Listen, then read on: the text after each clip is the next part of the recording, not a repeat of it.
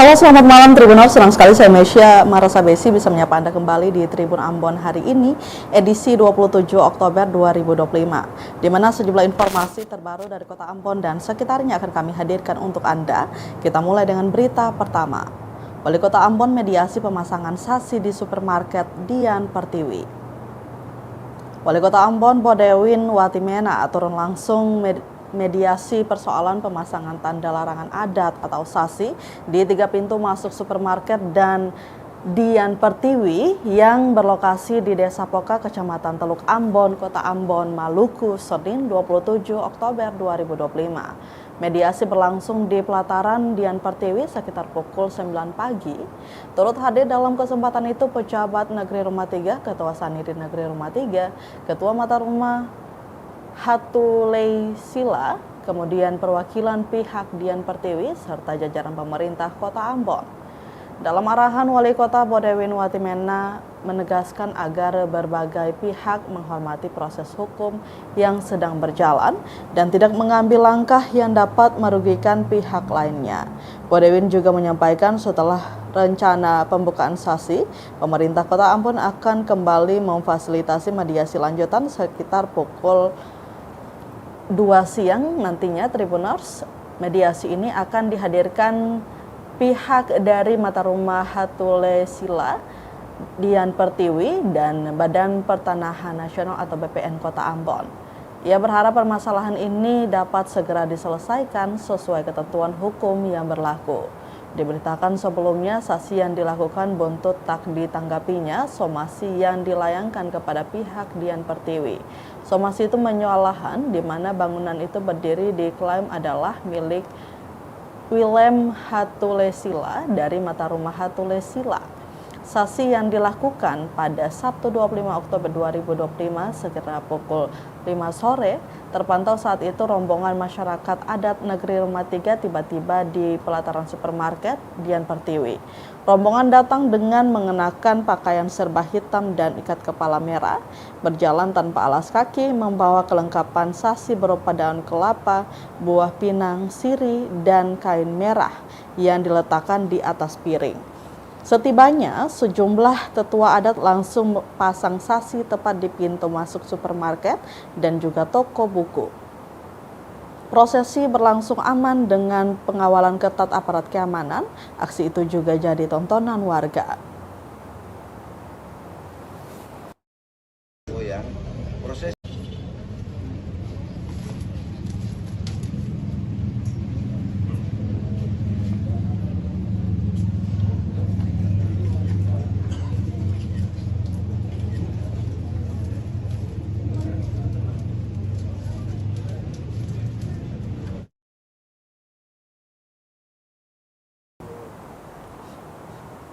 Berita selanjutnya, Tribuners, mesin air dan jalan rusak di Dusun Karang-Karang, Kades Poka mengaku sudah koordinasi ke dinas.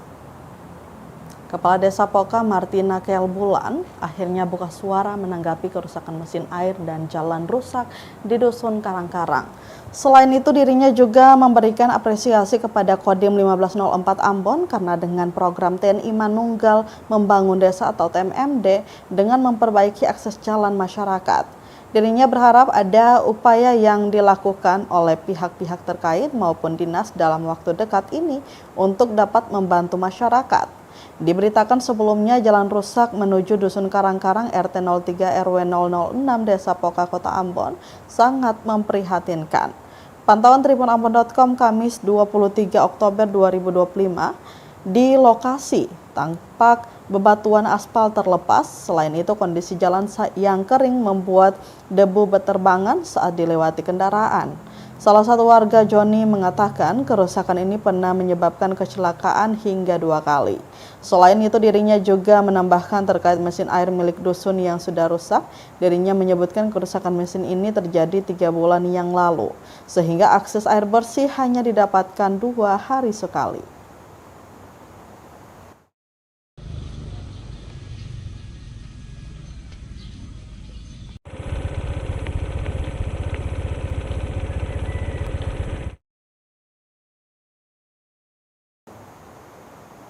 Tribuners, ratusan siswa di SBB diduga keracunan MBG, 10 juru masak layani 3.222 porsi makanan. Tragedi dugaan keracunan massal yang menimpa ratusan siswa di Kabupaten Seram bagian Barat SBB usai mengkonsumsi makanan bergizi gratis atau MBG pada 20 Oktober 2025 kian menunjukkan titik terang yang mencurigakan.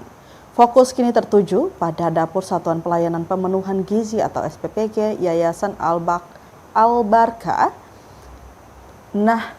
Nahdliyin Waimittal yang baru beroperasi sebulan. Namun dapur milik Eko, seorang mantan anggota DPRD SBB ini, nekat melayani lonjakan produksi hingga ribuan porsi dengan jumlah juru masak yang terbatas.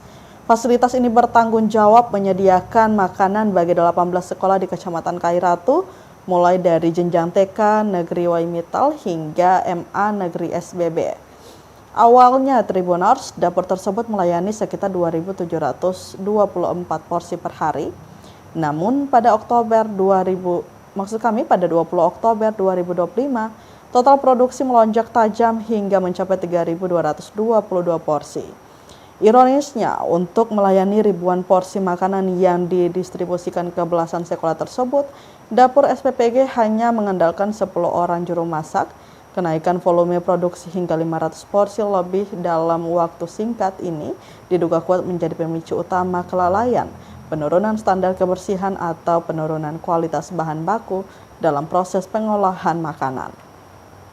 Dapur ini sendiri memiliki total 50 petugas, termasuk Rosalinda Laturake, Kepala SPPI, Arma Ningsi Banawi, Ahli Gizi, Suli Sampulawa, Akuntan, Rudi Hartanto, Admin, dan Wahyudi Aslap. Serta dilengkapi 9 petugas persiapan, 8 petugas pemorsian, 14 petugas ompreng, dan 2 driver penyaluran MBG. Namun besarnya tim pendukung tidak sebanding dengan beban kerja 10 juru masak yang harus mengolah lebih dari 3.000 porsi makanan dalam satu hari. Sayangnya Tribuners, upaya untuk mendapatkan konfirmasi dari pihak penanggung jawab dapur SPPG terkendala. Penanggung jawab SPPG tidak dapat ditemui di lokasi dan upaya menghubungi pemilik dapur Eko yang merupakan mantan anggota dewan juga tidak membuahkan hasil. Ketiadaan pihak yang bertanggung jawab di lokasi semakin memperkuat dugaan adanya masalah serius dalam manajemen dan pengawasan mutu makanan. Kasus keracunan massal ini telah membuat ratusan siswa dilarikan ke Puskesmas Kairatu dan Waimittal. Berdasarkan data terbaru dari kepolisian, total 239 orang menjadi korban, termasuk sejumlah guru.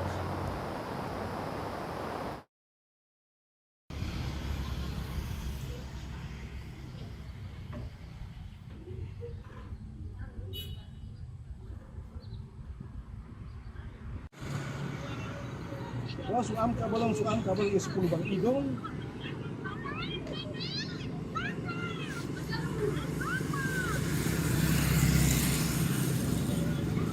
Wow.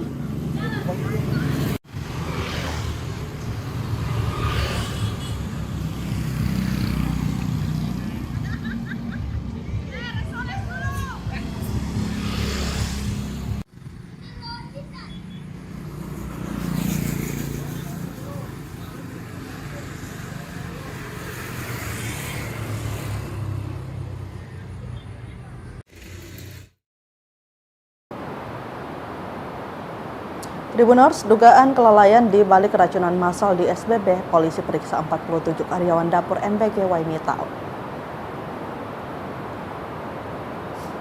Satuan Reserse Kriminal atau Satreskrim Polres Seram bagian Barat atau SBB bergerak cepat mengusut kasus dugaan keracunan massal yang menimpa ratusan siswa di Kecamatan Kairatu. Untuk mengungkap teka-teki kelalaian di dapur penyedia makanan bergizi gratis atau MBG, tim penyidik telah memeriksa puluhan karyawan dari Dapur Satuan Pelayanan Pemenuhan Gizi atau SPPG milik Yayasan Al-Barka Nahdliyin Waimittal. Dapur ini diketahui milik Eko, seorang mantan anggota DPRD SBB. Dapur ini melayani 18 sekolah di Kecamatan Kairatu, mulai dari TK Negeri Waimittal hingga MA Negeri SBB. Dapur yang baru beroperasi selama kurang lebih 1 bulan ini terdiri dari 50 petugas, di antaranya Rosalinda Laturake, Kepala SPPI, Arma Ningsi Banawi, Ahli Gizi, Suli Sampulawa akuntan, Rudi Hartanto admin, Wahyudi Aslap. Kemudian terdapat 9 orang petugas persiapan, 10 orang juru masak, 8 orang petugas pemorsian, 14 petugas ompreng, 2 orang driver atau pengemudi mobil penyaluran MBG, dan 2 orang office boy atau OB. Kepala Satuan Reskrim atau Kasat Reskrim Polres SBP AKBP Idris Mukadar mengungkapkan bahwa pihaknya telah memanggil dan memeriksa total 47 orang yang terlibat dalam operasional dapur tersebut. Pemeriksaan ini, kata Kasat Reskrim, difokuskan pada para pekerja yang memiliki peran langsung dalam proses pengolahan dan distribusi makanan pada hari kejadian, Senin 20 Oktober 2025. Langkah ini diambil untuk mengurai alur kerja dan menelusuri potensi titik kegagalan yang menyebabkan makanan tersebut diduga menjadi beracun. Meskipun telah memeriksa puluhan saksi, AKP Mukadar mengakui bahwa pihaknya belum bisa menyimpulkan penyebab pasti keracunan tersebut. Kepolisian saat ini masih menunggu hasil uji laboratorium terhadap sampel makanan yang telah dikirim. Kasat Reskrim menambahkan penyelidikan ini murni didasarkan pada peristiwa keracunan massal yang telah terjadi, bukan dari laporan resmi orang tua korban. Pemeriksaan 47 karyawan ini diharapkan dapat menjadi kunci untuk memverifikasi dugaan adanya kelalaian, terutama terkait lonjakan mendadak produksi porsi makanan yang tidak diimbangi dengan jumlah tenaga masak dan pengawasan kualitas. Setelah seluruh keterangan dan hasil uji lab terkumpul, polisi akan segera melakukan evaluasi menyeluruh untuk menentukan status hukum kasus yang merenggut kesehatan ratusan siswa di SBB ini.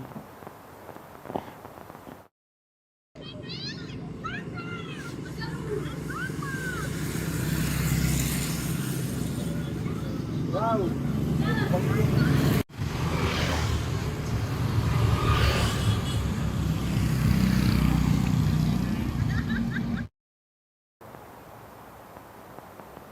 Kita ke berita selanjutnya, Tribuners. Sepakati KUA PPA Perubahan 2025, Bupati Malteng sebut perkuat perencanaan penganggaran berbasis kinerja.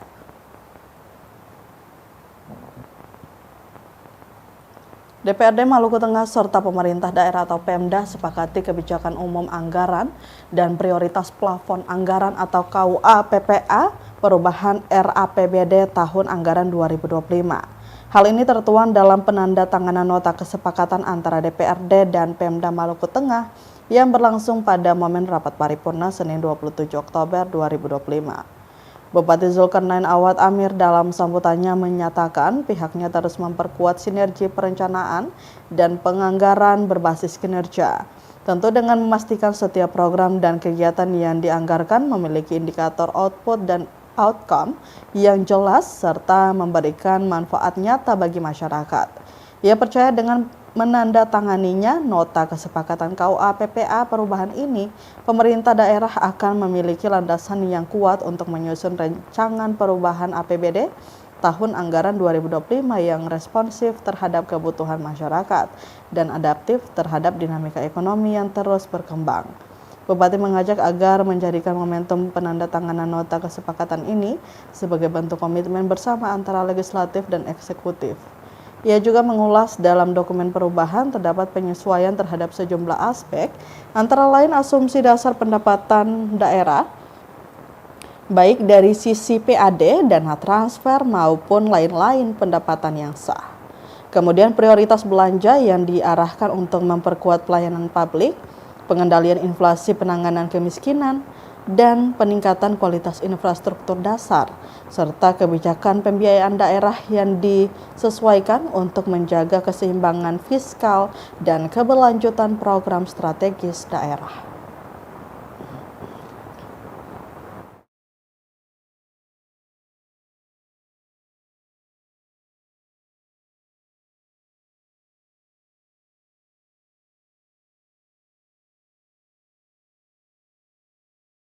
Pimpinan dan anggota Dewan yang terhormat, penandatanganan nota kesepakatan ini merupakan tahapan konstitusional dan teknokratis yang sangat penting dalam siklus pengelolaan keuangan daerah. Proses ini menegaskan komitmen bersama antara DPRD dan pemerintah daerah untuk menjaga sinkronisasi antara perencanaan pembangunan dengan penganggaran serta memastikan agar setiap rupiah dari APBD benar-benar dialokasikan untuk kepentingan rakyat dan percepatan pencapaian target pembangunan daerah.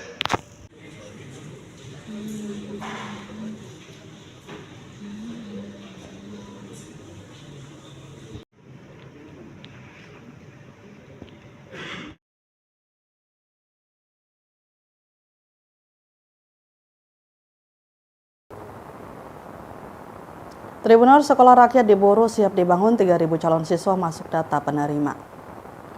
Gubernur Maluku yang diwakili oleh Asisten Perekonomian dan Pembangunan Kasrul Selang mengunjungi lokasi pembangunan sekolah rakyat di Desa Ubung, Kecamatan Liliali, Kabupaten Buru pada Sabtu 25 Oktober 2025 sore. Kunjungan tersebut dilakukan untuk meninjau progres persiapan pembangunan fasilitas pendidikan yang digagas sebagai upaya meningkatkan akses pendidikan bagi masyarakat berpenghasilan rendah di wilayah tersebut. Dalam kesempatan itu, Kepala Dinas Sosial Kabupaten Buru Lahidi menjelaskan bahwa pembangunan sekolah rakyat akan dilakukan dalam 3 tahapan mencakup jenjang SD, SMP, dan SMA. Lebih lanjut, Lahidi menambahkan bahwa sebanyak 3.000 calon penerima manfaat telah terdaftar dalam BPKS dan mereka termasuk dalam kategori desil 1 dan 2. Itu artinya mereka merupakan kelompok masyarakat dengan tingkat ekonomi terendah dan akan menjadi calon siswa di sekolah tersebut. Pemerintah daerah lanjutnya telah menunjukkan komitmen kuat dalam mendukung pembangunan fasilitas tersebut. Berbagai infrastruktur pendukung telah disiapkan seperti pembangunan jalan lingkar selebar 8 meter, pematangan lahan, penyediaan air bersih, serta akses listrik untuk kawasan pendidikan itu. Dengan adanya proyek sekolah rakyat ini diharapkan kualitas dan pemerataan pendidikan di Kabupaten Buru dapat semakin meningkat serta memberikan kesempatan belajar yang lebih luas bagi anak-anak dari keluarga kurang mampu. Bismillahirrahmanirrahim. Assalamualaikum warahmatullahi wabarakatuh. Shalom, Om Santi Om, Namo Buddhaya.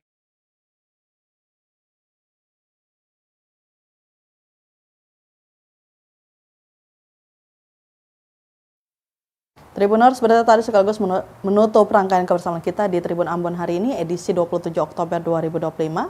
Mewakili seluruh kru yang bertugas, saya Mesya Marsabesi pamit undur diri. Selamat malam dan sampai jumpa. Amato. Download Tribun X sekarang, menghadirkan lokal menjadi Indonesia.